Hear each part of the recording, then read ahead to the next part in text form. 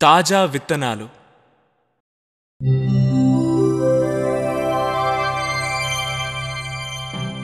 విజయనగరంలో భరత్, కుమార్ అనే ఇద్దరు స్నేహితులుండేవారు. భరత్ పొరుగురికి వెళ్లాలని నిర్ణయించుకున్నాడు. నేను పొరుగురు వెళ్ళి రావడానికి కనీసం 1 ఏడాదైనా పడుతుంది. అంతవరకు నా డబ్బు ఎక్కడ దాచాలి? భరత్కి ఒక ఆలోచన వచ్చింది. ఒక జాడీలో 5,000 బంగారు కాసులు వేసి దానిపై విత్తనాలు పోసి మూసివేశాడు.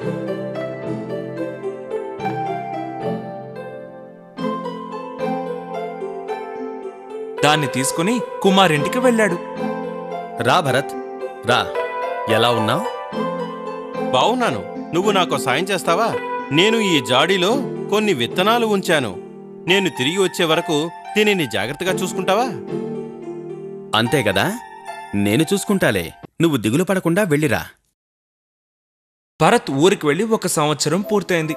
తిరిగి రానే లేదు. జాడీలో ఏముందా అని కుమార్ దాన్ని బోర్లించాడు. అయ్య బాబోయ్, ఎన్ని బంగారు కాసులు! ఈ కాసులన్నిటినీ మనమే తీసుకుందాం. కానీ నాతో ఒట్టి విత్తనాలే అని భరత్ చెప్పాడే. కుమార్ జాడీ నిండా విత్తనాలు పోసి మూసేశాడు.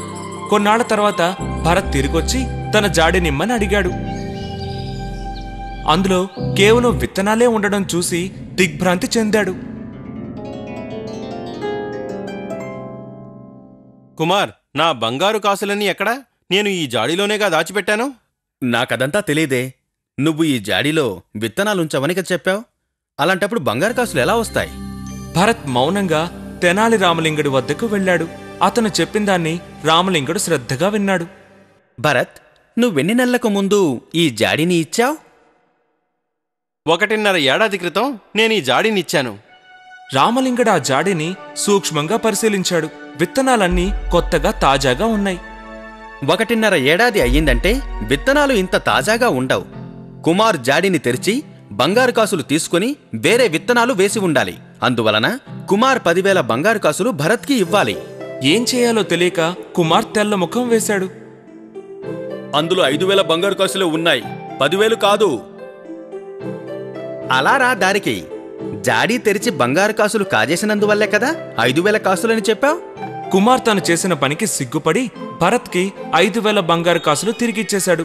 భరత్ తెనాలి రామలింగుడి తెలివితేటలు మెచ్చుకుని ధన్యవాదాలు చెప్పాడు.